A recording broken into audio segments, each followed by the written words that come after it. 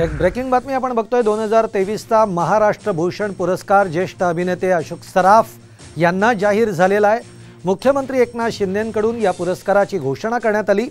मुख्यमंत्री शिंदेंनी अशोक सराफ यांचं फोनवरून अभिनंदनही केलेलं आहे। तसंच अशोक सराफ यांनी केवळ विनोदीच नाही तर गंभीर भूमिकांमधून सुद्धा रसिकांच्या मनावर अधिराज्य गाजवल्याचं शिंदेंनी म्हटलं आहे। अशोक सराफ यांना महाराष्ट्र भूषण पुरस्कार जाहीर झालाय। विनोदाचे बादशाह म्हणून अशोक सराफांची ओळख आहे। मराठीसह हिंदी सिनेसृष्टीमध्ये त्यांनी हिंदी सिनेसृष्टी सुद्धा गाजवली। वयाच्या 18व्या वर्षी रंगभूमीवर त्यांनी प्रवेश केला। अभिनयासाठी स्टेट बँकेतील नोकरी त्यांनी सोडली। 1974 मध्ये अशोक सराफांनी पहिला चित्रपट केला।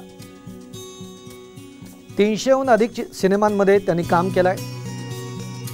राम राम गंगाराम साठी पहिला फिल्मफेअर अवॉर्ड त्यांना मिळालेला आहे। अशोक सराफांचा एकूण 5 फिल्मफेअर अवॉर्ड देऊन त्यांचा सन्मान करण्यात आलेला आहे। मराठी चित्रपटांसाठी राज्य सरकारकडून 10 पुरस्कार त्यांना मिळालेले आहेत। लक्ष्मीकांत बेर्डेंसोबत अशोक सराफांची जोडी ही तुफान गाजलेली आहे। राज ठाकरेंनी काय ट्विट केलंय तेही आपण बघतोय। अशोक सरांचं मनापासून अभिनंदन। मी मागे एकदा म्हणालो तसं एकाच वेळेला सिनेमा, रंगभूमी आणि टीव्ही या तिन्ही माध्यमांवर त्यांनी अधिराज्य गाजवलेलं आहे। हुकूमत गाजवणारे चतुरस्त्र कलाकार या देशानं खूप कमी पाहिलेत। अशोक सर त्यातले एक आहेत। त्यांचं मनपूर्वक अभिनंदन।